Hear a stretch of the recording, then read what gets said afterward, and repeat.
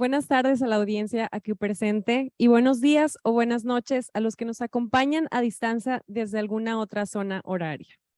En esta ocasión, tengo el gusto de darles la más cordial bienvenida a la sesión titulada Valorando la naturaleza en América Latina y el Caribe, futuros desafíos y posibilidades.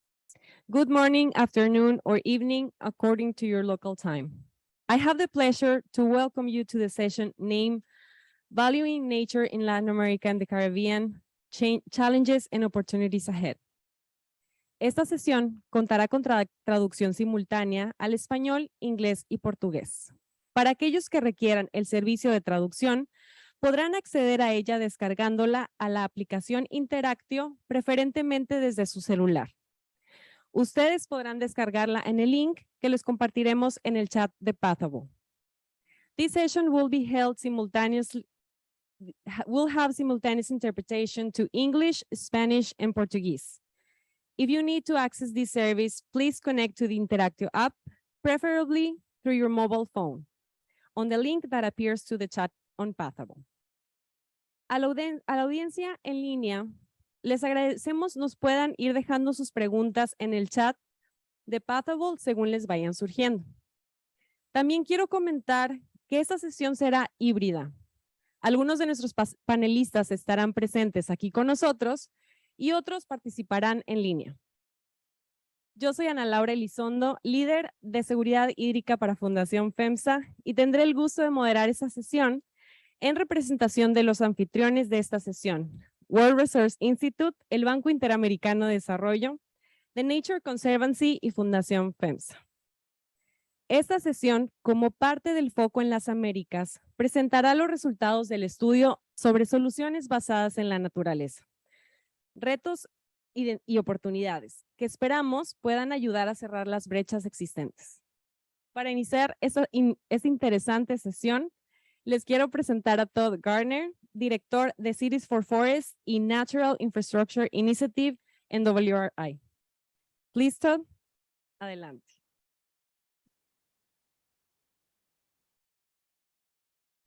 Someone chopped off some of my hair in that picture there. I'm not sure what's going on, but how's everyone doing? It's late. It's one of the last days. So I'm just going to ask everyone to quickly just stand up for 5 seconds, shake it out. Okay, now sit down. Now sit down. We're not going to dance. You can dance. You can dance if you want. Yeah.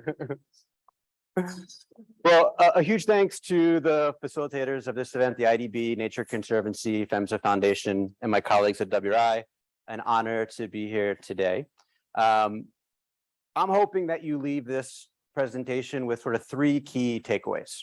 I've heard some concern over the last few days in the hallways that even after a decade of focus on NBS for water outcomes, we're still nowhere near where we want to be. And I get that, but at the same time, we've come quite a long ways. And we've learned an amazing amount along the journey. And I think our trajectory is very much headed in the right direction. And I'm confident that in years to come, we're going to have that many more successful case studies. So let's have hope and be optimistic because it really is the only way forward. The second key thing is to remember that valuation and monetization are not the same things. And we've done a lot of really good work on valuing nature. We still do have some steps to take in figuring out how to turn that into contracted cash flows and opening up a variety of blended financial sources. Third, and arguably most important, I hope that you leave here remembering that today is my birthday. And some of you may have been in a session that I was in earlier today and say, well, he said that before. Well, it's my birthday. I'm going to milk it for all that I can. And time zone, I'm 8 hours behind at home. So I'm going to continue to do it when they wake up today as well. So just remember that when you're leaving your reviews. I have the great honor and privilege of directing the Cities for Forests initiative at the World Resources Institute. We're helping cities and their local partners, whether it's utilities, local communities, understand how to engage and invest in nature in much more scalable ways, whether that's within the 4 walls of their city, focused on stormwater management, access to green space, or in those nearby watersheds, trying to create better opportunities for source water protection, flood risk reduction, and the like. We work across the globe, but well over 20 cities are part of our network throughout Latin America and the Caribbean. And it's some of the locations where we have the deepest and most exciting outcomes. And I feel like there's a ton of opportunities to scale and replicate, share those lessons that we can have more examples in years to come at subsequent Stockholm gatherings. There's a huge opportunity, a huge need, depending which way you look at it in terms of the water and sanitation crisis across the globe and also in Latin America and the Caribbean. And as I mentioned before, we've done a lot of dialogue around the value of nature-based solutions as part of the way forward in complement to gray. It can be cheaper, there's all these co-benefits, it leads to livelihood outcomes and the like. That's pretty clear, but we still aren't exactly where we need to be in terms of flagship transactions and results on the ground. And many people point to the lack of capital, right? Oh, there's no money out there to fund this stuff. And I would push back and say there is a heck of a lot more money committed and sitting on the sidelines right now from a variety of development agencies, development banks like the IDB, the CAF, et cetera, and the private sector as well. They want to be driving their money into these types of programs in a variety of different locales across the region. So limited capital, I would argue, is not the problem. If you talk to the financial institutions, they'll say, show me where the bankable pipeline is. Show me where these projects actually exist that realistically can take on a green bond and pay it back principal plus interest over time. Show me the projects that might be able to create an endowment that, again, has revenues that can be counted on a monthly or annual basis. And so one of the things that we've tried to do with our partners is shine a light on what that emerging NBS pipeline actually looks like across the region. In close partnership with the IDB last year, we evaluated as comprehensive of a list as we could put together of projects that were in some level of maturity across Latin America and the Caribbean, city-oriented with an infrastructure lens touching on energy, water, transport, or urban development, where NBS was a meaningful piece. We categorized where they're located, where some of the initial funding had come from, what their ambitions were. Did they have a monitoring and evaluation program in place? What were the missing conditions of success? And then something really interesting is we looked at the various financing mechanisms that have been deployed, especially in the US and in Europe. What would it take to begin to contextualize those and drive them onto the ground across the Latin American region? And we are now working with the IDB and a lot of partners to try to put that into practice, to connect the emerging pipeline with all of that capital that is currently sitting on the sideline. I think I mentioned it was my birthday. And when I was a kid, my favorite birthday gift was baseball cards.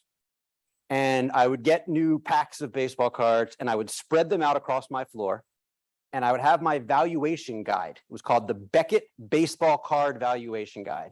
And I would look and I would see my Ken Griffey Jr. rookie was worth 150 and my Mark McGuire was worth 75. And when I was about 14, I paid a couple $100 and I went to a baseball card show and I was going to sell my baseball cards, make some money, and take a trip with my friend. And it was my first lesson that valuation and monetization are not the same thing. No one was willing to pay me that $150 that the valuation guide said it was worth. And again, I think in this NBS space, we need to transition a bit from tools focused on high-level valuations where we may never be able to turn them into actual revenue streams. And I think about the report that came out about a year ago from the IPBES, and it suggested that each year there was about a 10% increase in the number of NBS valuation studies that were being developed, and this was across the globe.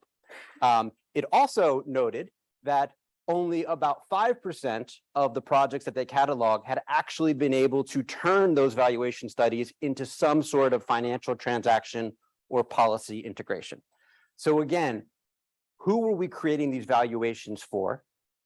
Are we clearly speaking to the utilities, the development banks, the others who have the ability to actually, buy these NBS outcomes and create these financial structurings?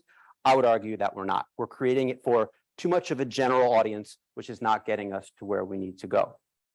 There are a lot of tools that are developing and enhancing our understanding of how you speak to those beneficiaries and those investors. And we did some work with the PHMSA Foundation, with the Nature Conservancy, Sabesp, who is the water utility of Sao Paulo, Brazil. We looked at what is the business case in that watershed of Sao Paulo, where they've had a ton of water problems, as you all know. And we were able to show like an optimization that if we prioritize investment in 4,000 to 5,000 hectares of restoration and conservation, give or take year 20, we were going to hit that sweet spot of a positive return, over the life of a 30-year investment, which sort of tracks with what the lifespan of a traditional built infrastructure looks like. You'll be hundreds of millions of dollars of cost savings relative to we just defaulted to gray infrastructure alone. That analysis is now being incorporated into a rate structure development that Sabesp is taking forward. This is a type of analysis, understanding that window of opportunity where we can drive change and institutionalize it in policy, long-term strategy, and planning. You'll see here the most important thing, even if you can't read all the lines, at the bottom is grants and public money and development assistance. And as you kind of go up the chart is where you start to see more quote unquote innovative financial mechanisms, green bonds, endowments, resilience plays, and the like. We need to flip this, right? We need to understand how we can create more blended finance opportunities. And we are starting to see some innovative approaches, right? Like the parametrics insurance program that was developed for coral reefs in Mexico, the forest resilience bond, which we've launched in California to reduce wildfire risk. Yes, that's the US, but now we're beginning to deploy it in Honduras, potentially in Peru and Chile. The green bonds market is something that the IDB and many other banks are taking quite seriously. We need to figure out how to move beyond traditional philanthropy and public dollars to really take all that money from the sideline and understand how we drive it into these NBS projects. If we don't, we're going to be locked into the same, old way of thinking in terms of gray infrastructure, heavy climate impact, and all of our issues are going to be amplified in the decades to come. So we've gotten a little bit better at doing the analysis on the front end, right? Using tools like Invest to understand if you deploy restoration and conservation in this part of the watershed, what are the likely benefits in terms aquifer recharge, sediment control, flood risk reduction. We're getting better at modeling climate impacts under different scenarios and how that will influence the ecological outcomes that we think we can achieve. But where we've fallen even shorter, and yet where I feel really optimistic, is on the monitoring and evaluation. We will never get to the scale that we need if we cannot prove with a level of certainty that the things that we're modeling out of the front end are being delivered on the back end. We will stay at the pilot scale and never get to that landscape scale watershed vision, which I think everyone in this room has. And to me, it's both ends of the spectrum in terms of monitoring, evaluation, and learning. And that learning piece is really key. So at the super sophisticated high end, artificial intelligence and satellite imaging is making it easier now than ever before to do near real-time tracking of many of the indicators and KPIs that we care about. We can get down to the couple of meter resolution to track real land use change in near real time. We're now working with groups like Deltaris to try to do the same thing to track river levels, river flows, reservoir levels in as near time as possible. That doesn't necessarily help us on some of the challenges around groundwater, right? And the issues we have monitoring there, but we've got to bring technology to bear to get better at what's actually happening on the ground and to try to create some causality. If we see positive benefits, how much of that is because of NBS? How much of it is because of a wet year? And similarly, if we do platinum level NBS interventions, but are still seeing degradation, why is that? Is it because of failed regulation? Is it because of over withdrawal? Do we need to rethink the allocations?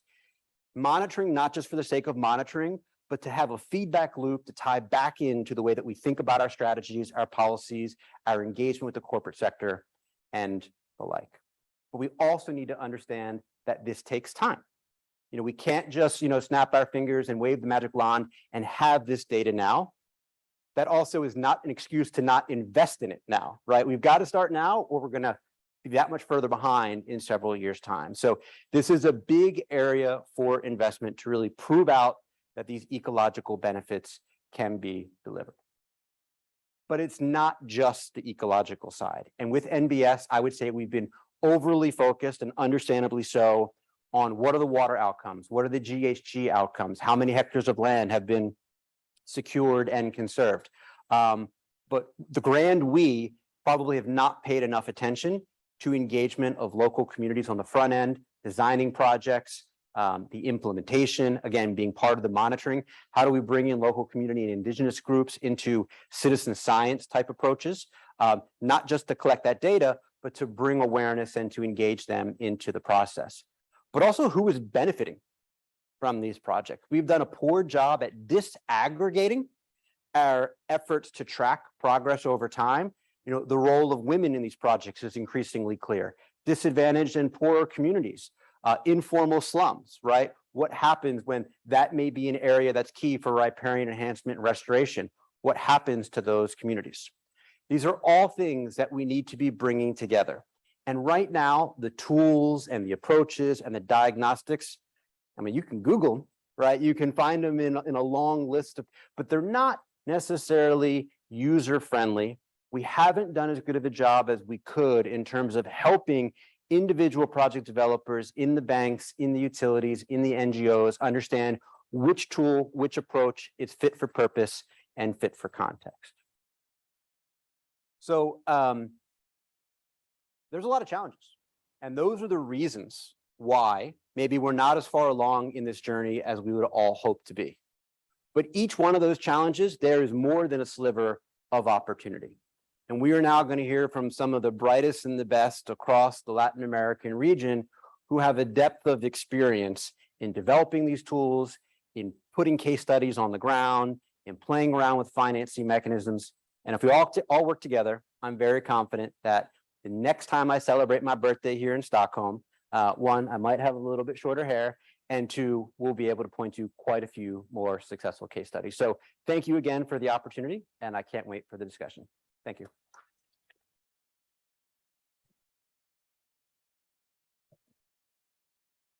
Muchas gracias, Todd. Esperemos así sea. Gracias por estas tan importantes reflexiones que nos compartes y nos das mucha claridad sobre los retos que enfrentamos en la región. Para profundizar más en este aspecto, contamos ahora con un panel que será presentado y moderado por Amy Oliver, Research Analyst 2 en WRI. Amy, please, the floor is yours.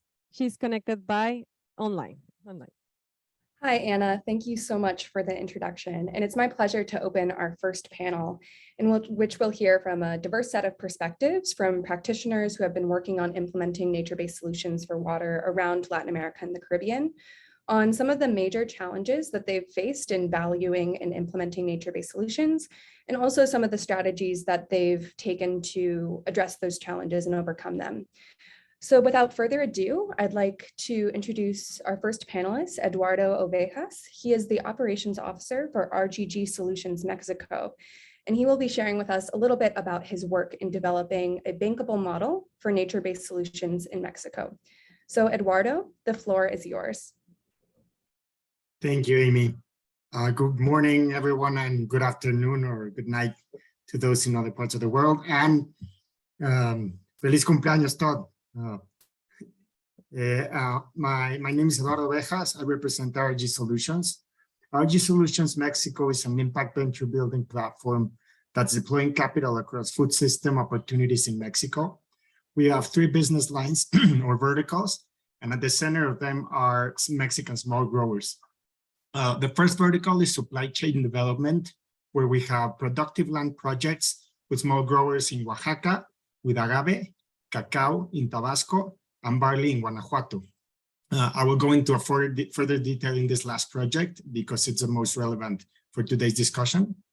Our second line is CPG products, which are consumer packed goods, where we create products that are high in nutrition value and tell a story of social and environmental impact. And thirdly, our nonprofit, which has a social purpose to work alongside smallholder farmers and their communities to increase their quality of life. Through our nonprofit, we seek to create blended capital effect, where we can tap into different pools of capital, such as philanthropy, patient capital, and impact investors, so that our business model represents a more attractive risk profile. For the barley project that I mentioned, we are currently working together with the FEMSA Foundation, the Guanajuato Water Fund, NUP, and WRI. We're working to tackle the water situation in the region. Quick info on Guanajuato. Guanajuato is one of the most relevant states in Mexico in terms of agriculture. The ag sector consumes about 84% of the water. Every year, the reserves are overexploited by over 1,000 cubic meters, 17 out of the 20 watersheds are being overexploited every year. And because of this, of course, water quality and the crop yields have been seriously affected, and the situation only gets worse if we don't do an intervention. The local small growers are aware of the situation, but there's nothing they can do about it at the moment. Some of the challenges we have faced are land ownership in Mexico. Close to 90% of land is owned by small growers who have less than 5 hectares. Many of them have less than 1. Current irrigation practices, which are mainly flooding, this provide growers with no incentives towards saving water. Water ownership rights in Mexico. Water is owned by the National Water Agency, and it's redistributed through rights to local water districts, hence the flooding. This in particular has been a huge bump in the road when trying to monetize water savings. Another challenge is lack of off-taking agreements for these small growers and their small volumes. Of course, need for financing. The ag sector and especially small growers in Mexico are seen as a huge risk for financial institutions and investors. And with no funds available, having technology or better irrigation systems, the conversation is harder to have, right? And with this, it all becomes the chicken and the egg problem, where we know the solution is to help small growers through financing, giving them better tools and opportunities so that they can use less water, increase their yields and their income, but it's not that easy, right? The good thing, as Todd was mentioning, the capital markets and the world have been shifting towards nature-based solutions where water, carbon, and biodiversity can help create financial incentives that can be plugged into financial structures that reduce the risk profile and give small growers an additional source of income, creating a positive impact for water, soil, and the environment. To try and solve this chicken and the egg problem in Guanajuato, we're currently running several pilot programs that are managed by NUP, a nonprofit that works to create tailor-made solutions for small growers.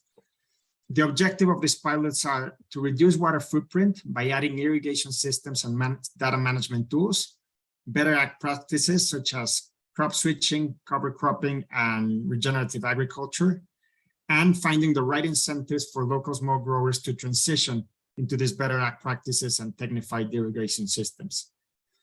The idea is that with these small pilots, we can have proof of first scalability and can then create a sustainability bond, which is linked to water footprint reduction, in which we can blend capital from corporate or public companies, philanthropy or foundations, patient capital, development banks or agencies, and private investors.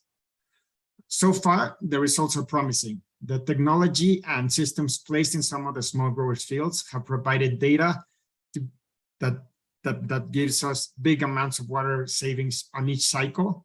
Neighboring growers have started to ask questions and have shown interest in implementing similar solutions to their fields, making this the case for scalability and a bigger positive impact. Of course, all of the parties involved, we know that these are many challenges, but all are considering these challenges opportunities that hopefully we can tackle and overcome in the near future and create a solution for the region, for the small growers, and then probably scale it and reapply it in different parts of Latin America and the world. Thank you.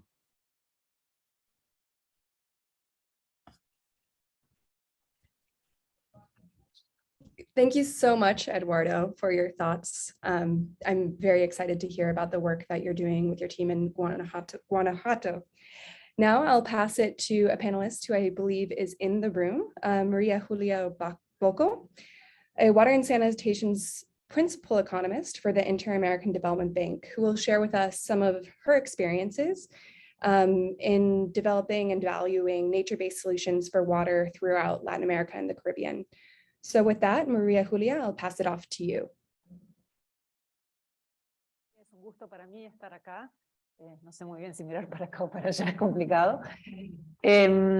Efectivamente, desde el banco, como mencionaba un poco Todd, venimos estudiando, promoviendo y financiando este tipo de soluciones desde hace bastante tiempo. Y en nuestra experiencia, los desafíos que tengan que ver con la bancabilidad de estos proyectos los podemos resumir en tres de los más importantes. Hay otros, pero nos concentramos en tres. El primero es la falta de datos y madurez de mercado. El segundo grupo tiene que ver con la valoración y el entendimiento de estos proyectos y estas soluciones a largo plazo. Y el tercero con los arreglos institucionales. Y lo voy a ilustrar con un ejemplo al menos o dos si tengo tiempo. En Colombia, por ejemplo, existen los que se llaman los programas de uso eficiente y ahorro del agua que todos los operadores tienen que implementar obligatoriamente, orientados precisamente a la preservación de los recursos hídricos.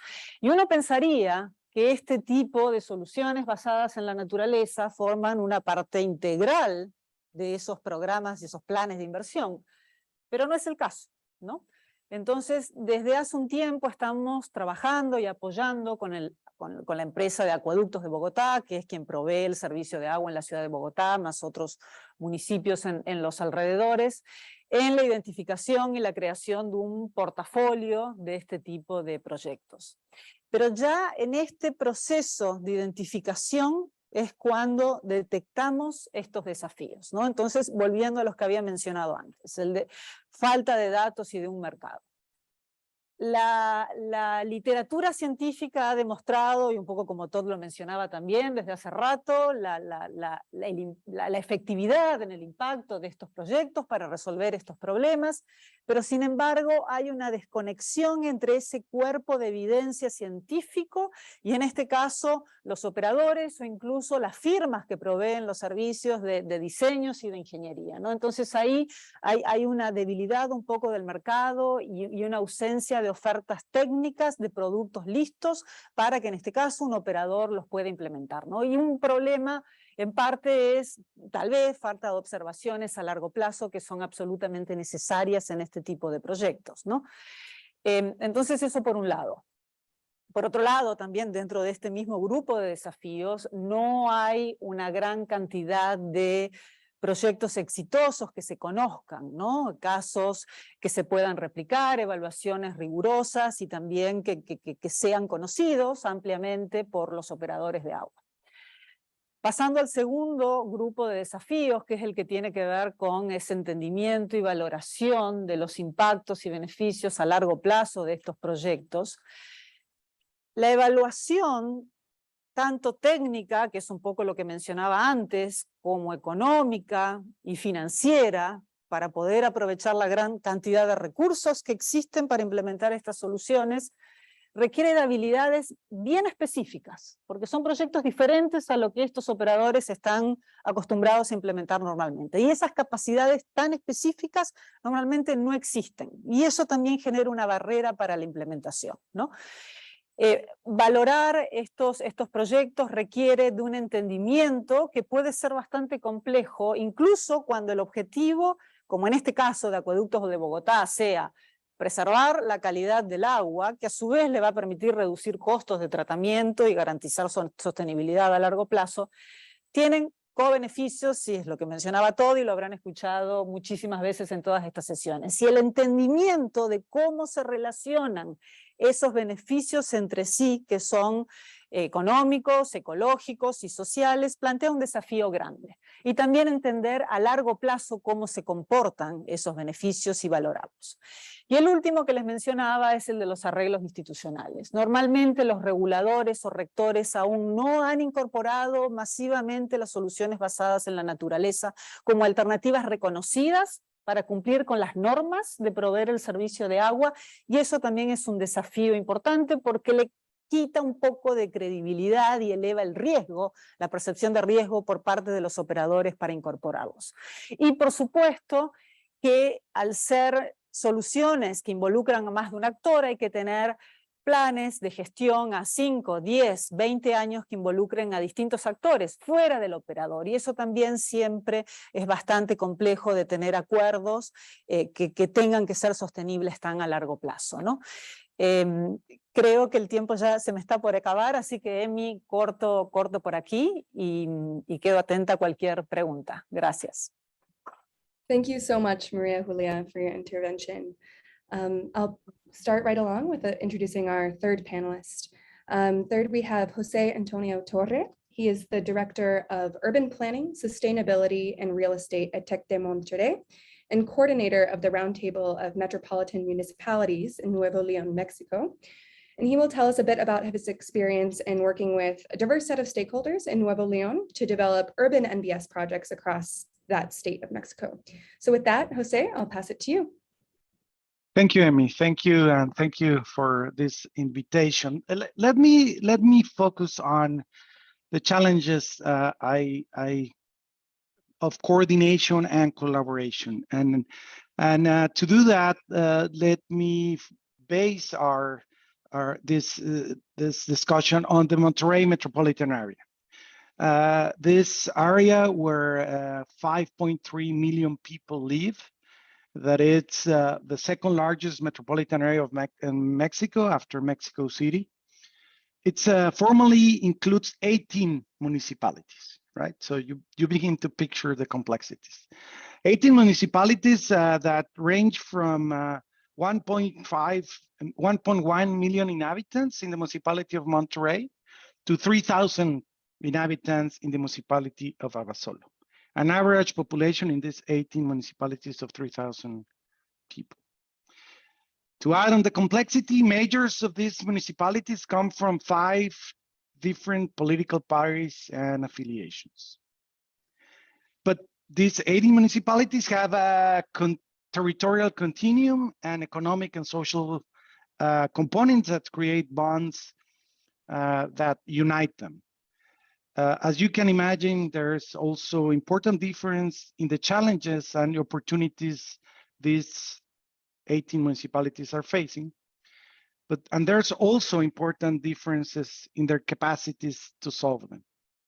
Just to name a few of these challenges. At this moment, the Monterrey metropolitan area and the state of Nuevo León and all of the north part of Mexico are facing one of the most serious droughts in history.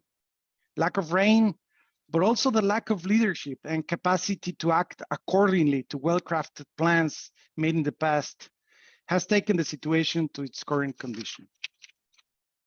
The metropolitan area of Monterrey is one of the cities with the worst air quality, with the highest concentration of PM 2.5 in Latin America. A car-centric city. Between 2001 and 2017, 81% of investment in mobility was directed to the car infrastructure. These water and air conditions and the focus on mobility of the city are directly affecting the quality of life of the population and are also affecting the prospects of the metropolitan Monterrey to become a strong and a high quality of life city for the future of the population. So there's this dire situation is affecting us, but also we see as a great opportunity to drive deep change. But these challenges cannot be solved by fragmented efforts or dispersed resources. A coordinated initiative by the public and private sector is required. So what are we doing to face these challenges?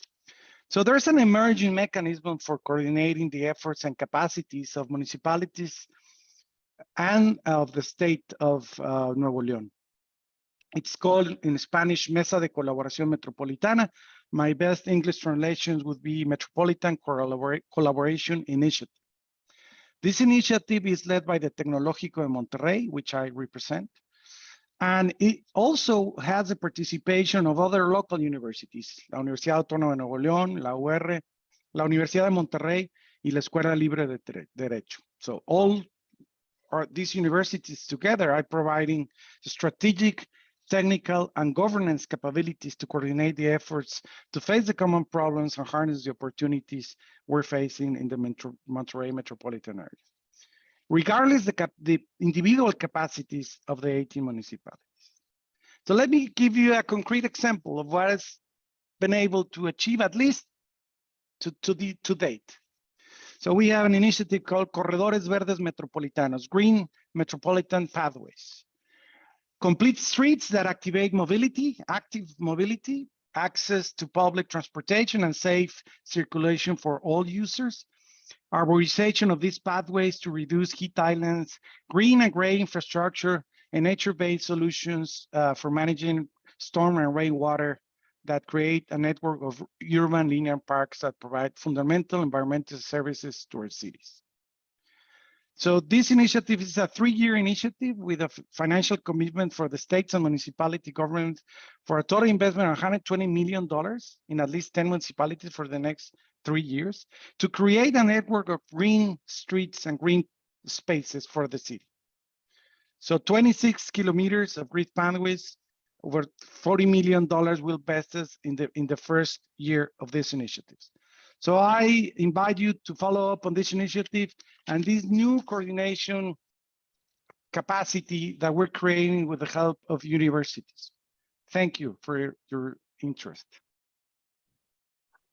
Thank you so much, Jose Antonio, for sharing that. It's really interesting to hear how the academic sector is getting involved in coordinating municipalities and supporting them in this effort. So with that, I'll pass it on to our fourth panelist, Carmen Y. Batista. She is a senior water and sanitation specialist at the World Bank, and she'll today be sharing us a little bit about her experiences working with a variety of water utilities in Peru on valuing and implementing nature-based solutions to improve water supply. So with that, I'll pass it off to you, Carmen. Thank you, Emmy. Hello, everyone. Maybe I'll start before diving into the Peru study. Let me just start by providing some brief background of nature-based solutions in Peru. In 2014, the Peru Ministry of Environment actually introduced a legal framework for payment for environmental services. Within this legal framework, the National Water Regulator, SUNAS, developed an innovative regulatory structure that actually allows water utilities to invest in nature-based solutions to promote water security. And to finance this NBS solutions, the regulator required water utility to earmark about 1% of revenue from the water tariffs to be used towards source water protection activities. The payment for environmental services, also known in Spanish as the Mecanismo de Retribución de Servicios Ecosistémicos, or MERECE, recognizes this strong linkage between rural communities in the Andes Mountains and the urban water users in water-scarce coastal cities by actually compensating rural communities for the implementation of nature-based solutions. Within this context, it is important to highlight Lima, Peru's capital city, with 10 million people located in the Pacific coast and where water mainly comes from upstream watersheds in the Andes and the Amazon. So this legal and regulatory framework provided water utilities with an excellent foundations to scale up NBS. And to support this implementation, national water agencies, as well as international organizations, have been actually providing technical assistance and capacity buildings to help water utilities develop a strong pipeline of NBS projects that actually are starting to be implemented in the Andes Mountains of Peru. This is all great news. And as Todd will say, the money is there, the financial mechanisms are there in many of these programs, but there are still important challenges to scale up NBS across urban water utilities and to realize the full potential of the MERECE mechanisms. Therefore, in 2021, the World Bank partnered with WRI to provide technical assistance to Sedapal, Lima's water utility, to basically enhance its water harvesting program or MBS program, focusing in two key areas.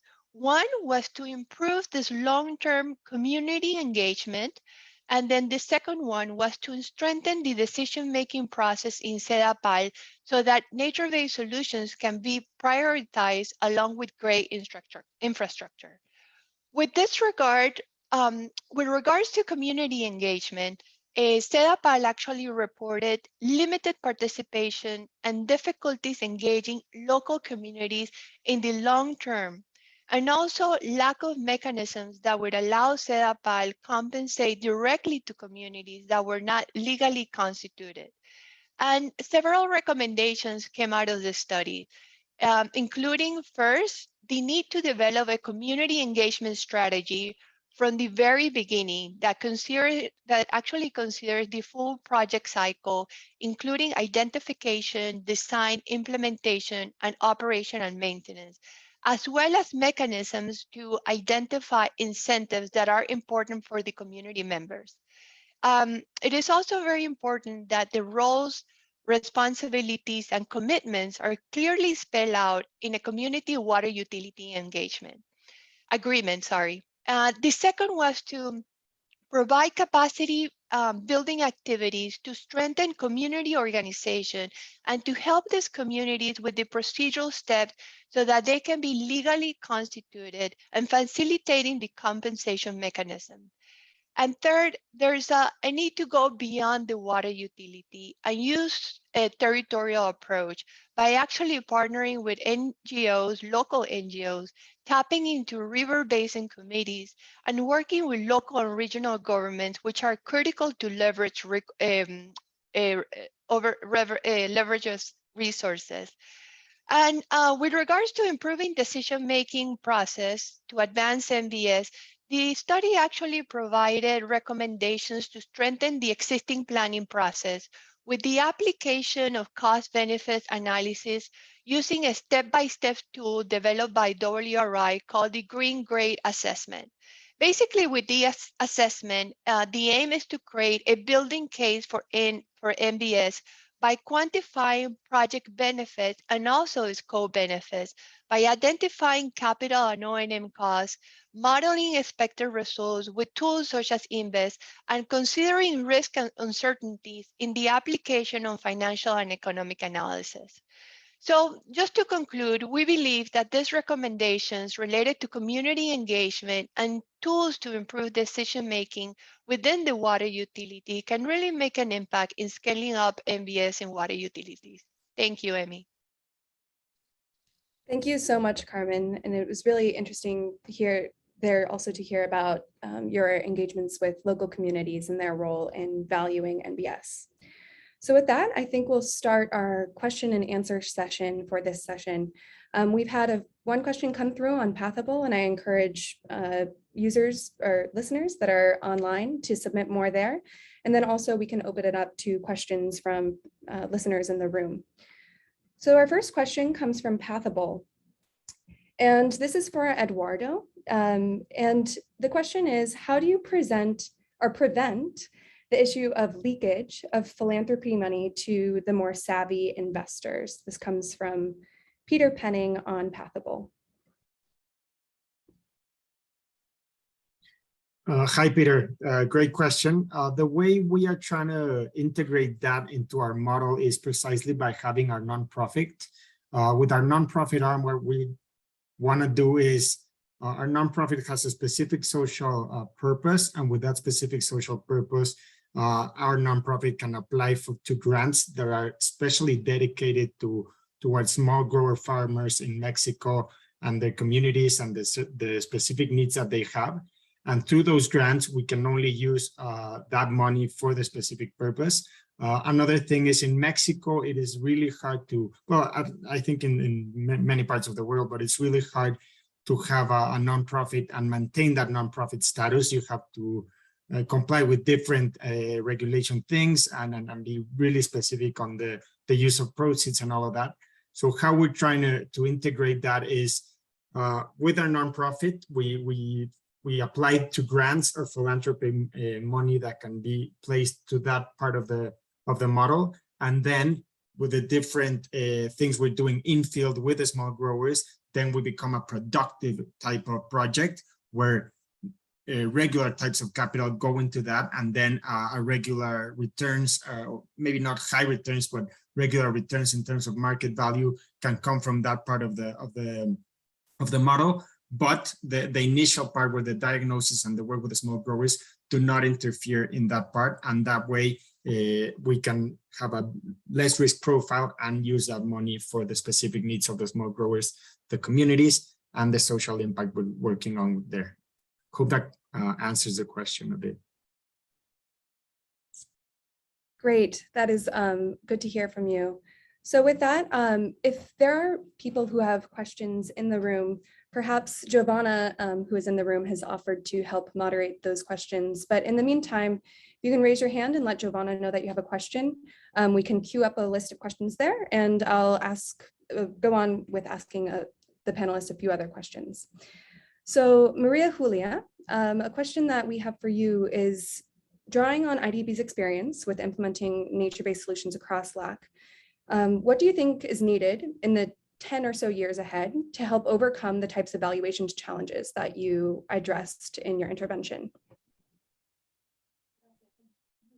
Un poco a lo que decía al inicio, la falta de datos. Entonces, posiblemente un tema clave sea... Continuamos. Un tema clave sea desde el principio de la implementación de estos proyectos poner in place un arreglo de monitoreo que permita ir midiendo los beneficios en términos de, para hablar en términos de evaluación, midiendo los beneficios a lo largo del tiempo para al cierre del proyecto poder hacer una evaluación ex post robusta y que permita nuevamente contar con proyectos que puedan ser modelos y replicables en otros contextos y con otras agencias, ¿no? Y esto no tiene que ver necesariamente con medir, pero obviamente que los arreglos institucionales y financieros sobre todo, ¿no? Todo lo que tenga que ver con pagos de servicios ambientales es absolutamente crítico para que esos beneficios se materialicen y puedan ser sostenibles en el tiempo, ¿no? Creo que esos son temas sumamente importantes. Thank you, Maria Julia. Jose, for you, one question that we had was, in your experience working to coordinate the Distrito Verde project, or the Corredores Verdes project, what are the remaining political and institutional challenges that need to be addressed in order to unlock increased investment in NBS and scale the project? Yeah, thank you, Emmy. We're very focused on design and execution right now. So I think one of the lacking and the challenges is one of monitoring and evaluation. So so harnessing capacities for that, and maybe an external and third party or this university consortium that can really get the KPIs, the data, the value created through these investments and efforts. And then through that, attract other funds. I mean, this should be a long-term project and long-term initiative. So right now, monitoring and evaluation to understand the impacts and the benefits will be the main challenge. Thanks so much for sharing that. I think that's something that rings true and that also was highlighted very much in Todd's keynote for many projects in Latin America. Finally, we have one more question for Carmen before we can open it up to the audience. So Carmen, having worked with a variety of water utilities in Peru on investing in nature-based solutions, and more broadly with the World Bank on water supply projects across the region, what do you think are the biggest challenges in the year ahead to mainstream nature-based solutions and utilities investments for water supply across the region? Gracias, Emi. Quería un poco reforzar lo que estaba mencionando la colega del BID. Definitivamente el tema de monitoreo y de identificar resultados va a ser sumamente importante, no solamente al final de los proyectos, pero durante los proyectos, ¿no? Especialmente cuando tenemos que mejorar, digamos, esa evidencia para justificar estos proyectos de Nature-Based Solutions. El otro tema que veo importante es la apropiación de soluciones basadas en la naturaleza dentro de las empresas, dentro de los water utilities, ¿no? Y lo digo porque usualmente lo que estamos viendo es como la unidad de proyectos ecosistémicos, ¿no? O el departamento específico que está trabajando en proyectos ecosistémicos. Y no tanto como la integración de estos proyectos en toda la empresa, ¿no? Yo creo que eso es sumamente importante porque hay mucha capacidad en la empresa con respecto a temas ambientales, temas sociales, trabajos con la comunidad, proyectos, desarrollo de planificación de proyectos y implementación de proyectos. Y creo que tenemos que ir más allá de la empresa en la integración de todos los departamentos como un todo. El tercer punto que considero también importante es a lo mejor flexibilizar, digamos, ciertos procesos, digamos, permisos, digamos, como procesos o regulaciones relacionados a la inversión pública, ¿no? Porque muchos están orientados más que todo a la infraestructura civil, que es mucho más rígida que estos sistemas de proyectos ecosistémicos. Entonces, en la medida que podamos flexibilizar para poderle dar a estos proyectos ecosistémicos el espacio que necesitan para hacer su trabajo, creo que eso sería algo que tendríamos que considerar. Gracias. Thank you, Carmen.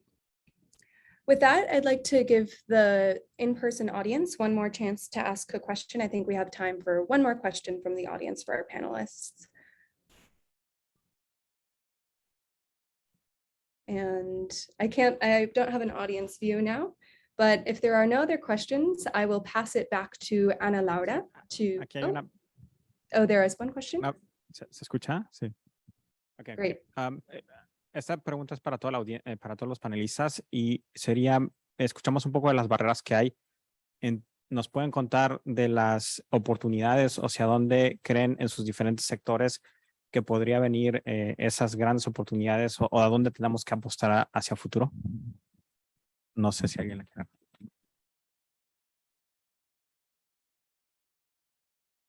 Do we all, I can start if you want, Amy and Carlos. Thanks for the question. I guess in terms of what we're seeing, and it goes back to how Todd started, there's a lot of money that is now standing in the sidelines. And I think what we're seeing, there's huge cost for technology. And as technology becomes cheaper or there's more money available to implement those technologies in the field and in small growers to provide these nature-based solutions, I think that's what's going to be a great way to challenge, or opportunity to tackle those challenges, I mean. And then do transition finance. It has to be patient capital that is deployed towards these types of solutions that we can work together and then scale. And like I said, try to eliminate that problem of the chicken and the egg, what comes first, and maybe start adding some risk to the portfolios or deploying that money towards more risk so that the programs can be proven and scaled and applied in different parts of Latin America and the world. Amy, I can add, and thank you, Carlos, for the question. I can add that in the case of Monterey, what we're trying to achieve is this kind of proof of concept that working together and coordinating efforts with the state government, municipalities, universities, we can create important impacts for the city and for the environment. And so the opportunity is we need to be successful, right? And that I think will enhance the willingness to collaborate and hopefully, if we measure right, if we wanted to right, attract private and international investment and more public investment in this type of effort. So we think that it's important to be successful, to measure the value created, and then replicate this initiative all over the city and hopefully in other places. Thank you, Jose. I think we are at time for this Q&A section, and we need to begin to move on to the second session. So with that, I'll pass it back to Ana Laura. Thank you so much, Emi. Ahora quiero presentarles a Carlos Hurtado, gerente de Seguridad Hídrica y Desarrollo Sostenible en Fundación FEMSA, quien moderará y presentará a nuestro siguiente panel de expertos. Adelante, Carlos. Gracias, Ana. Después del primer panel donde platicamos mucho de lo que son los retos, ahorita tenemos un panel de lujo para platicar de qué estamos viendo hacia adelante y de algunas de las oportunidades. Nos está acompañando Alexandra Bruce, candidata de doctora y asistente de investigación del grupo de hidrosistemas de Universidad de Massachusetts. Laura Ballesteros, secretaria de Desarrollo Urbano Sostenible del municipio de Monterrey, Nuevo León, en México. Cari Bigerstol, directora de Ciencia en Seguridad Hídrica e Innovación de The Nature Conservancy. Y Mauricio Scruscher, especialista de Geociencia de 52 Impact.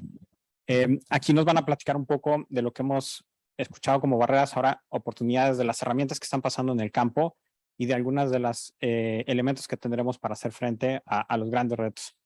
Si podemos empezar con Alexandra, que nos platique un poco acerca de lo que está haciendo UMass y del trabajo tan interesante que tiene. Hi, thank you so much, and super sad not to be there with you all in person for World Water Week, returning in person. As Carlos already said, my name's Alexa Bruce. I'm a researcher at the University of Massachusetts. Really interesting panel discussion so far, and for me, in terms of solutions, there sort of is a common thread that I think can play a large part in unlocking many of the barriers that have been highlighted already. So in the Hydrosystems Research Group that I am a part of, which is led by Casey Brown at the University of Massachusetts, we've seen time and again in the places that we've worked, in Mexico City, in Tanzania with the World Bank, in San Francisco with the Public Utilities Commission there, in the Upper Rio Grande in New Mexico with WWF, and in the example I'll share today, where we've been working with the FEMSA Foundation and with the Water Fund, Cauce Bajío, there for the state of Guanajuato, Mexico. And that is, the power that data and scientific analyses can have in unlocking political deadlock and bringing together a fragmented water sector. And we heard a bit about that already. And really sort of toward a common vision, right? And in the case of Guanajuato, we built an integrated and dynamic modeling framework that includes the simulation of climate, surface water hydrology, groundwater, municipal and industrial consumption, and agricultural production. And, it's a modeling framework that allows us to understand the interconnected impacts of different investment options across industries and on different parts of the water cycle. And critically, like we've already heard today, the importance of a participatory approach, and that's how we conduct all of the analyses and build all the models that we in the work that we do. And by doing so in a participatory manner, working closely with colleagues in key institutions in Guanajuato to generate and process data sets, which is perhaps it's not just about modeling results, but also about the input data that goes into those models. Sort of iteratively develop these models based on local preferences and priorities. And, these models facilitate planning processes that in our view and in my view are essential to ensuring that good decisions can be made. They provide a common truth that diverse stakeholders can point to and have trust in. And what we've seen, can really act as a neutral broker in what is always a highly political conversation. I don't know if you can see slides on the screen. I can't really see, but if you can, there's a figure in the second slide, but if not, I'll just describe it. So what I show here is in essence a very sort of simple figure, and that is the rate of groundwater depletion across the state of Guanajuato as simulated by our groundwater model, which was developed by colleagues at the University of Guanajuato for this project. And you know, the serious issue of groundwater depletion is not a new revelation. It's well known in Guanajuato, but the ability to clearly bring everyone around the table to see for themselves the extent and the decline, speed of that decline.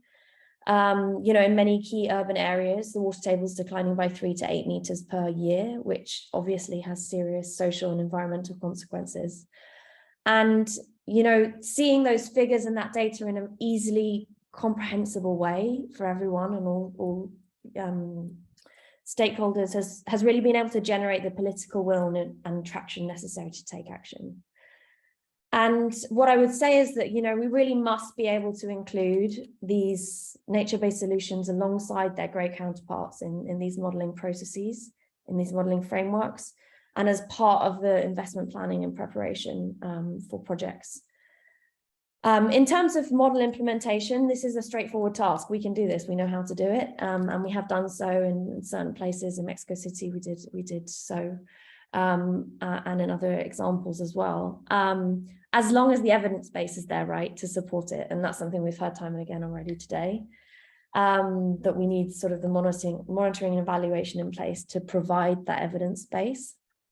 You know, there are lots of excellent examples to point to, but we do still lack that sort of comprehensive evidence base to allow us to include it in this alongside a kind of portfolio of investments that we want to evaluate when we do these studies.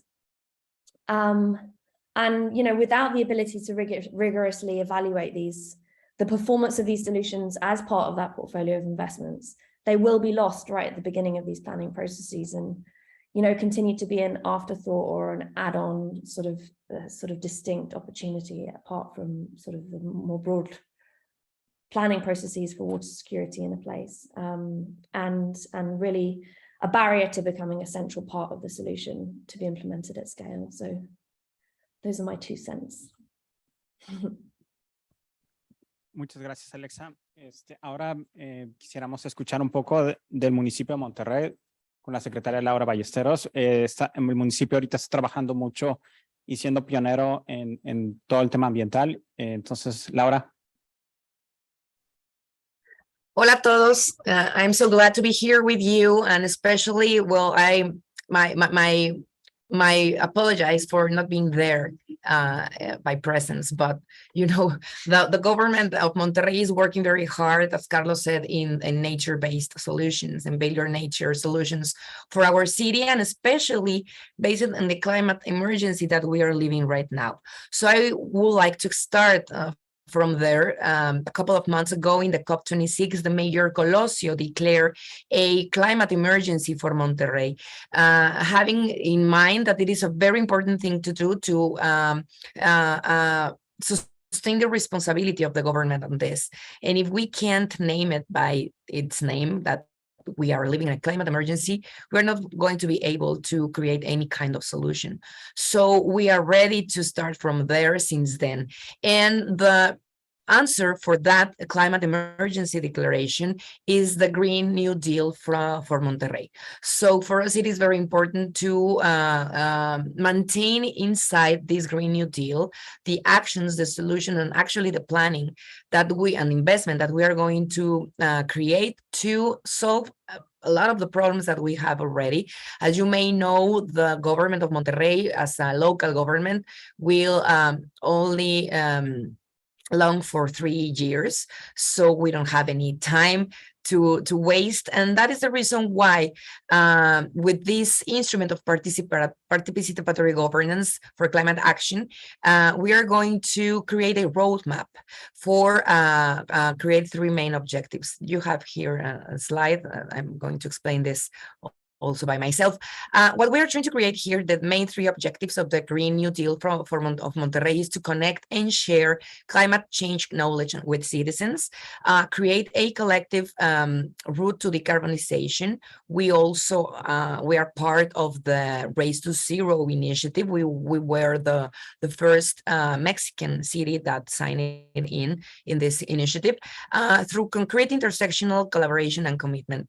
And the third objective is to develop climate solutions and implement them through the creation of the Climate Action Plan and the municipal climate change regulation. For us, it's very important to sustain the action through regulation and through investment. But in order to get there, it is very important to open the dialogue with the people. And we need to understand that they are the ones who need to be involved in. We're not going to create these climate solutions only because we want to.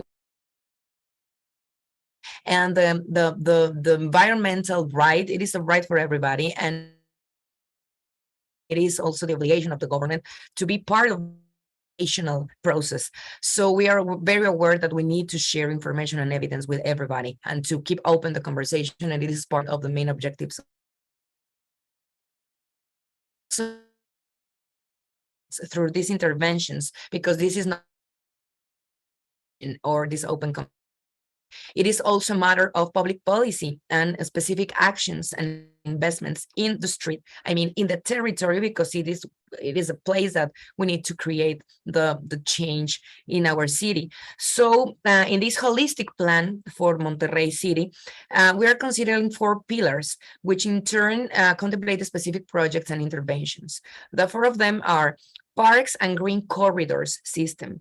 This is one of our main projects in Monterrey. We are going to create this huge system of that includes parks and also green corridors with complete street in this concept of sustainable mobility, but of course with extreme reforestation, because for us it is very important to bring trees in Monterrey. So parks and green corridor systems with 19 parks and 73 kilometers of green corridors. These projects are expected to add more than 10,000 new trees, which means the absorption of more than 500 tons of CO2 per year. So for us, this is a main part of what we are trying to do in this value of nature in our city. We also have our program of extreme reforestation, seeks to increase the number of trees within the urban layout and consolidate the forest heritage of Monterrey. Our goal is 50,000 trees in 3 years for our city. It is important to understand that in the north part of the city, we have 9 times less the green area that it is recommended per person, that it is recommended by the WHO. So for us, it is very important to create these green spaces for the city.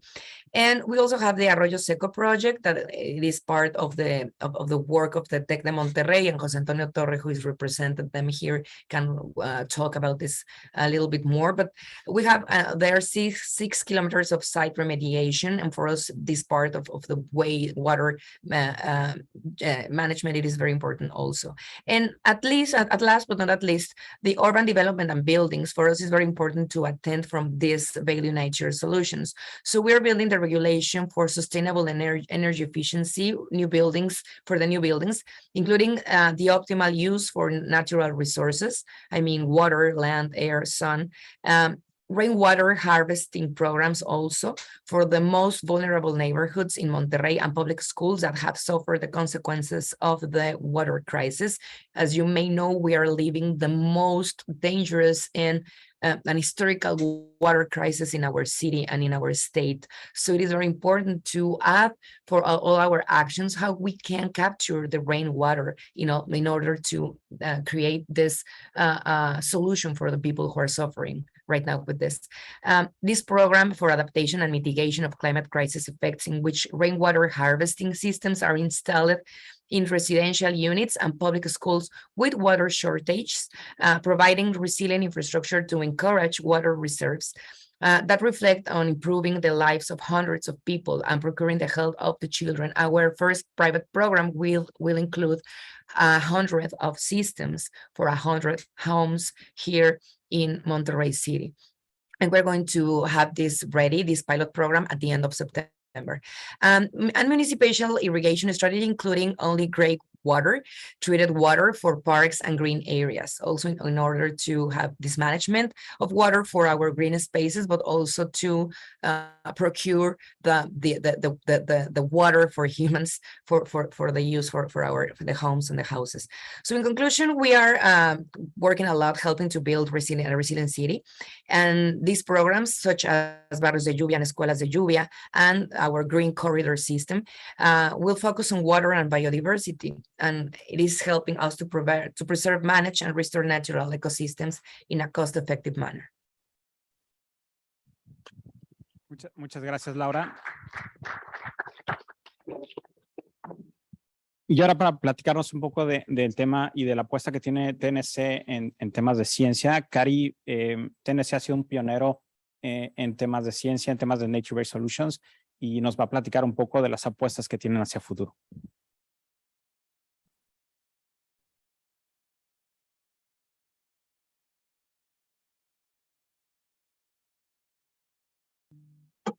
Thank you so much, Carlos, and hello to everybody in Stockholm. I hope you're having a great week. Sorry I can't be there. Today, I'm going to talk about an online platform that is aimed at addressing some of the barriers mentioned by our speakers today, especially the challenge of assessing the financial feasibility of nature-based solutions to address water security issues. So my colleagues at the Nature Conservancy and our partners were finding ourselves spending upwards of $50,000 and putting in several months of work just to answer that question of whether nature-based solutions could offer a cost-effective solution to water challenges in a given watershed in a scientifically credible way. So this obviously slows down the process of nature-based solution watershed program development, and it also makes it harder to engage with partners and funders. So we thought if we could find a way to more quickly and more transparently demonstrate a positive return on investment, we could both move these projects forward more quickly with less funding upfront and increase investment in these types of programs. So with this in mind, myself and a number of my colleagues, especially from our Colombia team, worked on this for the last few years, including developing prototypes and testing those with key users. And in December of last year, we launched this online platform called Waterproof. So the intention of Waterproof is to provide a rapid, high-level ROI assessment to provide stakeholders interested in nature-based solutions for water with a pre-feasibility assessment regarding that nature-based solution potential. So what's great is even though we just developed this for our own purpose and working with our partners, we really want this to be something that everyone can use. So it's free and open source, so others can take what we've done and build on it. And it's available to any user anywhere in the world to do this rapid assessment of return on investment for nature-based solution portfolio. Next slide, please. So the main concept of the platform is to combine the best available global biophysical data sets with virtualization of ecosystem service models, and you can just click through those, thanks, with information on water treatment systems specific to different countries, and cost-benefit analysis using peer-reviewed cost functions. So if the user has localized data sets, they can improve on these default values, including customizing the water treatment system, adjusting the cost functions, selecting specific nature-based solutions, and selecting which climate change scenarios they want to integrate into the modeling.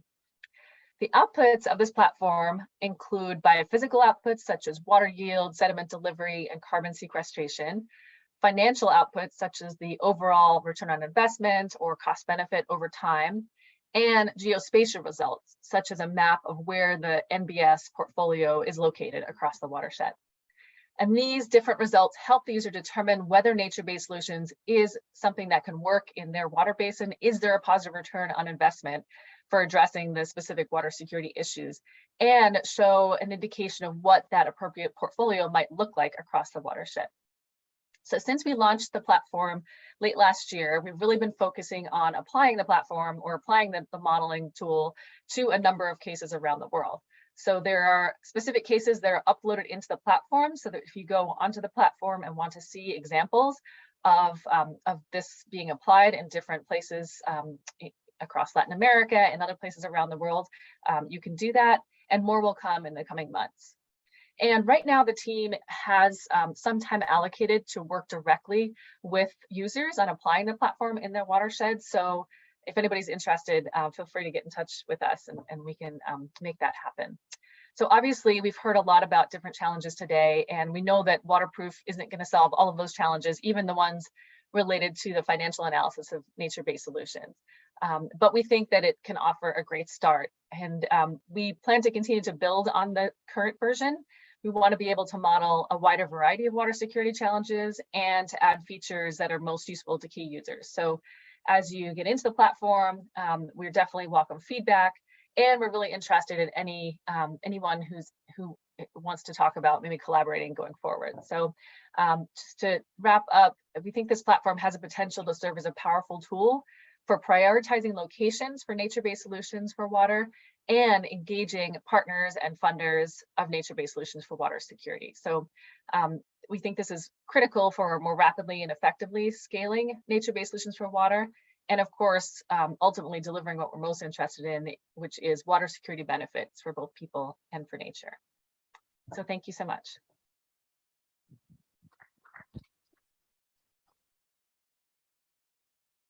Muchas gracias, Cari. Ahora para platicar también en la parte de tecnología de las apuestas y de algunas de los caminos que tenemos para hacer un monitoreo a escala y más barato, está con nosotros Mauricio. Si quieres pasar para platicarnos de las apuestas y del trabajo que está haciendo 52 Impact en este tema. It's okay. All right, do we have a slide here?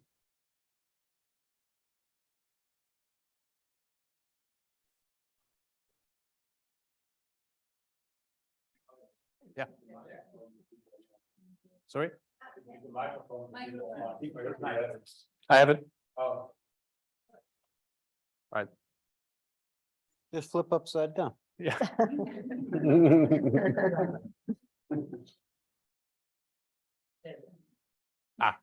Perfect. All right. Good afternoon, everyone. My name is Maurits Kruijser, and very happy to be standing here presenting at the World Water Week, representing 52 Impact. I want to talk to you today about a specific opportunity that we can use to overcome some of the technological barriers that we face when implementing nature-based solutions. And specifically, I want to talk about the important role of spatial data and satellite data, and how spatial data and satellite data can be used to, first of all, better understand the water challenges that we face today around the world. And secondly, also specifically, how can we use spatial data and satellite data to maximize the impact of nature-based solutions? And I would like to do that by basically guiding you to one specific use case that you see here on this presentation slide.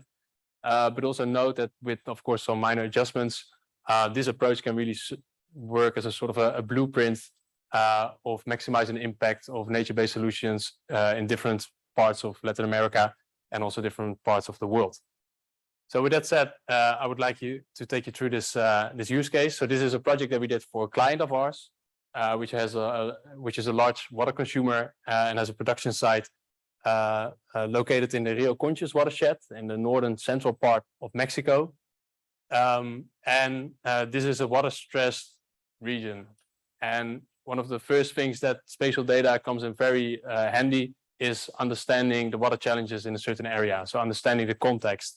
And that is what you see on the top left part of the presentation. What you clearly see is that what you see there is groundwater levels and how they're declining over the last decades. And you can clearly see that they are declining, and also that the rate of depletion is increasing over the last years. And in the last 10 years or so, groundwater levels are being declining by more than 2 meters. So that's a big problem for the entire region, for the watershed, but also, of course, for this production site. So the question is then, what can we do to improve the situation? So what we did then is some exploratory analysis to see, right, what kind of implementations can be used here. And out of the analysis came forward that nature-based solutions can play an important role in improving the situation. So improving the water availability in the groundwater. Of course, not just solving the problem, but definitely have an important impact on improving the situation. So for that, spatial data, again, can play a very important role. basically by doing two things. First of all, we can use spatial data and satellite data to find the best locations to implement nature-based solutions. And this is basically finding the locations where most of the water that is normally lost to runoff can be retained and therefore percolate into the soil and lead to groundwater recharge. So this is actually something we can calculate, and based on that find the best locations. And secondly, what is also important is that we find locations where, let's say, the lifespan of the vegetation that is being planted can be secured or at least maximized, so that these plants don't die within the first 3 years, for instance.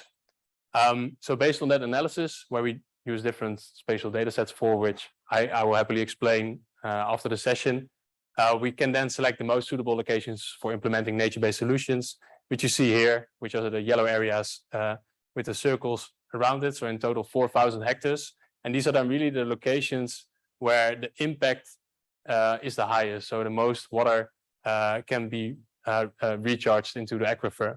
And this is really something that we can already do today, and something that we can even do before the actual implementation to find the places where the impact is maximized. And of course, then also in the phase after the implementation, which is also something thought about and something that's very important, also make sure that the impact and the effect can be monitored, can be secured also after the implementation, and to really evaluate the impact, basically, using satellite monitoring. So yeah, just to conclude, spatial data is very important, first of all, to understand really the water challenge that we face in a certain area, and then also before the implementation, see what is the best solution that we can do, and then afterwards also to really make sure that this impact is being met, which I think is very important. So thank you. Gracias, Mauricio. Ahora, no sé, primero vamos a empezar con si hay preguntas en la audiencia. ¿Alguna pregunta de la audiencia? Y si no, de mientras empezamos con una que tenemos en línea. Y esta es para Cari. The question is a little bit long. So, do you evaluate your MBA's projects to learn from your mistakes and failures? What have been your major learning points, and have those learnings been fed into Waterproof? Great question. Thanks, Peter. Yeah, and especially the theme that we're hearing from a lot of speakers today around the monitoring evaluation and the importance of focusing on this to make sure that we're having the impact we want to have, and then which can then also feed back into learning how to be more effective implementing nature-based solutions and bring in more investment to nature-based solutions in the future. So yes, to answer your question, we do monitor the results of our projects. So both implementation monitoring and impact monitoring. And we, some of the things, and you are able to we can take those results and put them back into the modeling. So for example, a couple of our water funds, not inside Latin America, but in Cape Town, we have a really robust sort of dashboard, where we're keeping all of our information about where we make it really transparent about the implementation and the results, and we're able to feed that right back into the models that were used to do the business case. And so we're taking that example and bringing that again back to Latin America, and I think it's really important to take that information and reassess and adaptively manage the project based on what we're finding. So yes, the intention is, we just launched, as I mentioned, Waterproof in December, but I think the intention would be to be able to look at our initial business case or return on investment and take the information that we're constantly getting and make adaptive management decisions. In terms of what we've learned the most, I think that one of the things that others here will probably agree is that even if implementation can happen at a rapid rate, with water resources so complex and hydrology that it takes a long time to see those impacts that we're looking for. And so it's really important that we have this sort of short-term, medium-term, and long-term types of outcomes that we're tracking, and that we are able to see some early results of more localized impacts, but that impact at scale at the whole watershed takes a number of years to see that impact. And so I think that's really important as we're communicating about projects and thinking about how we carry those projects forward over a number of years. Thank you, Carrie. So, I don't know, ¿alguna otra pregunta? Any other question from the audience? If not, I would like to know if you could talk a little bit about in each of your fields, where would you think the biggest opportunities are coming from? Where do you think the biggest bets should be placed to reach the scale that we need for MBS to really be the viable alternative that we think it can be? So I know that you come from a technology angle, most of you. So I don't know who wants to be the first step. Alexa? Yeah, okay. Yeah, so I think monitoring and evaluation certainly seems to be the thing that has come up the most in the conversations today. And, we do need quantified and measured impact data from these projects that have been implemented to sort of generate that confidence and trust. And, the challenge is that monitoring impact in the traditional sense, implementing ground instrumentation, et cetera, is generally prohibitively expensive, which is, I guess, why we haven't seen as much of it as we would like.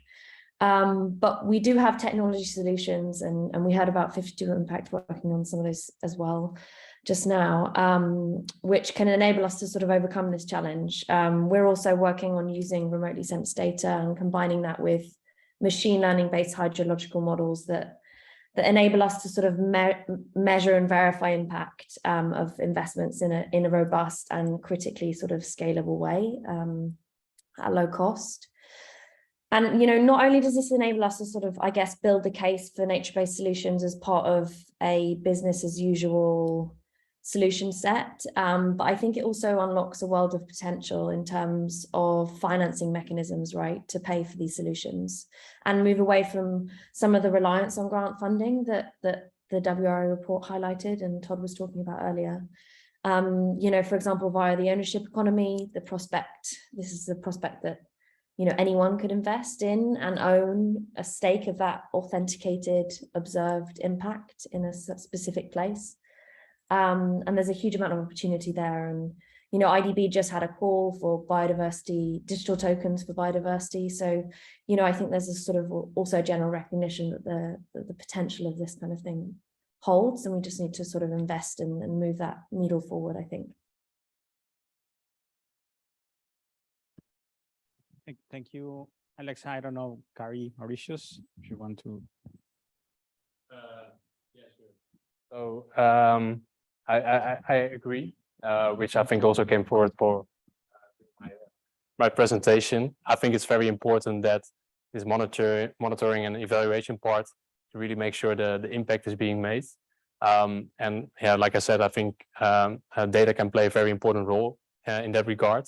And I think also just to again echo, I think it's also very important in all these cases that we also don't forget to focus really on the problem, really understand what's going on, and then go to the solution. And well, like I showed, investigate different ways of doing so, and then monitor. I think the whole step going from the beginning to the end, that is very important, and that can really help us to also improve investments. And yeah. Thank you, Mauritius. Carrie, I don't know if you want to.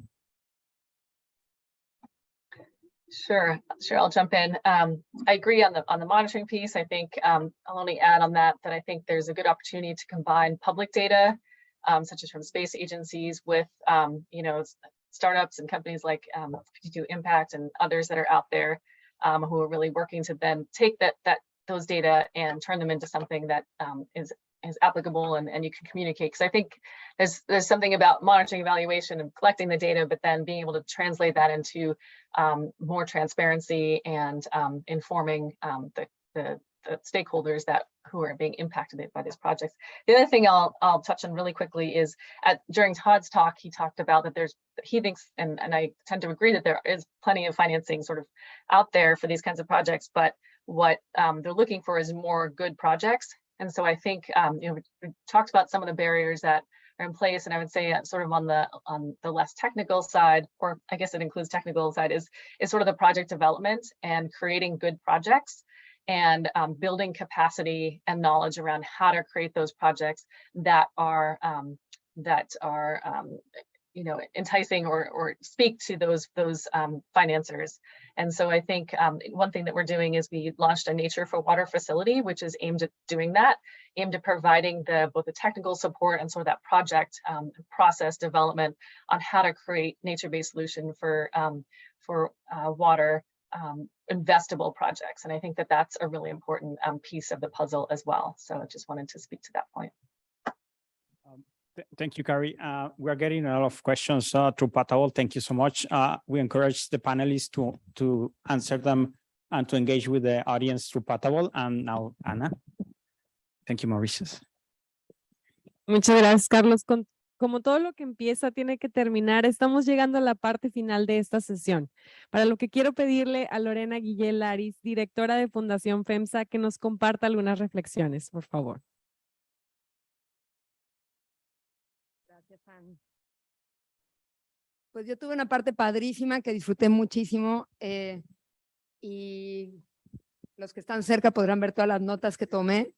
Fue para mí una masterclass esta sesión y comenzó con un mensaje de esperanza de parte de Thor.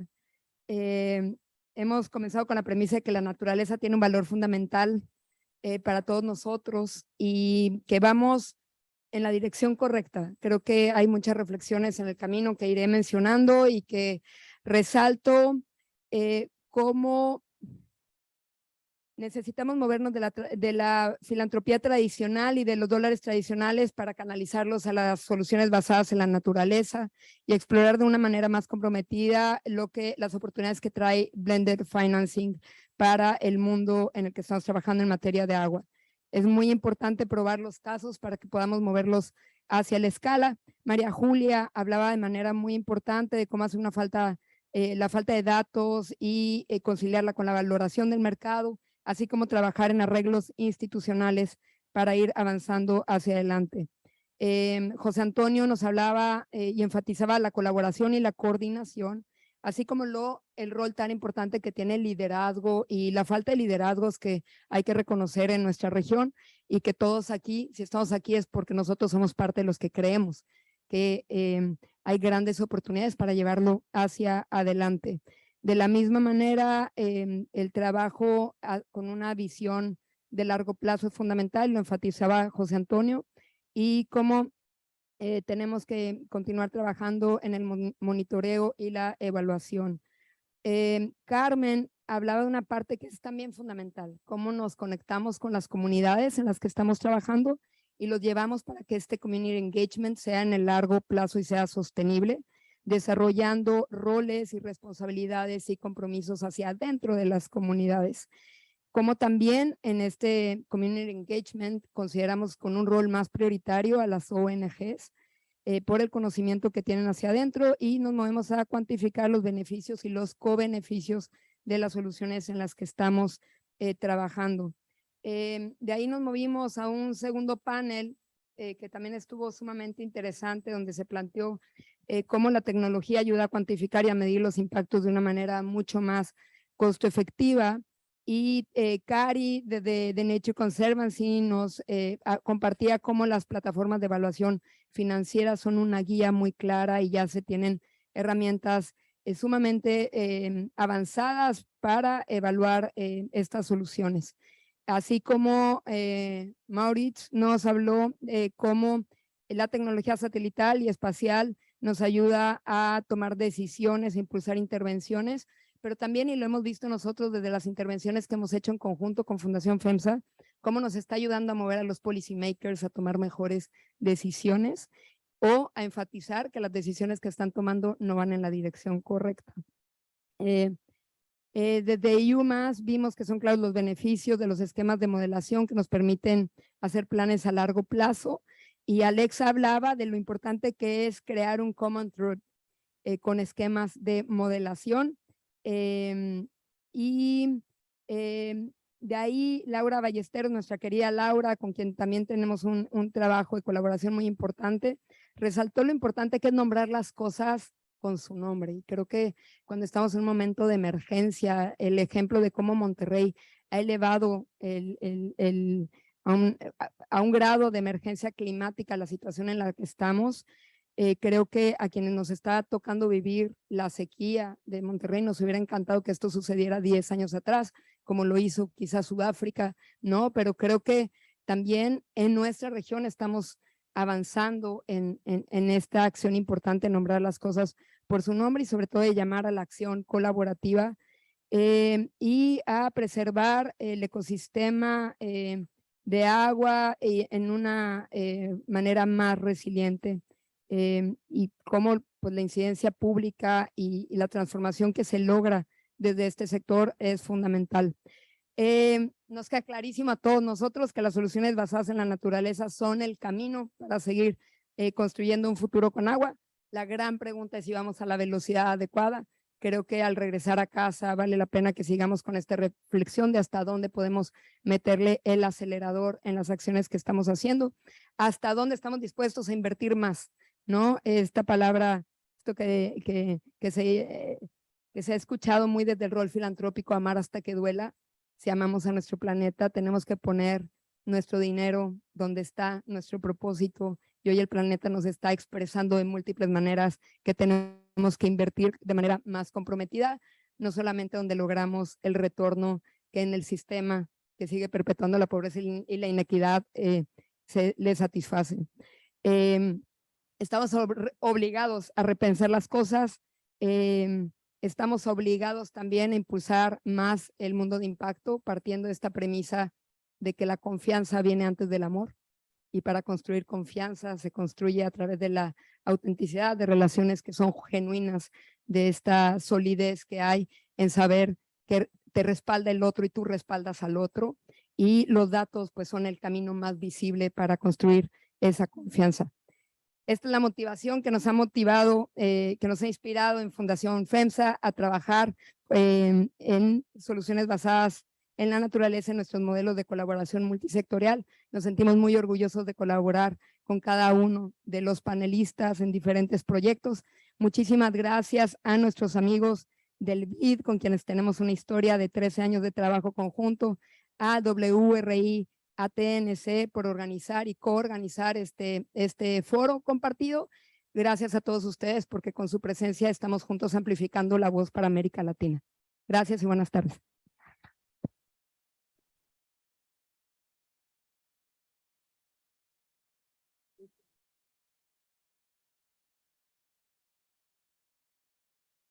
Que lo tenía aquí en mi nota. Happy birthday to you. Happy birthday to you. Happy birthday, dear Tom. Happy birthday to you. Felicidades, amigo.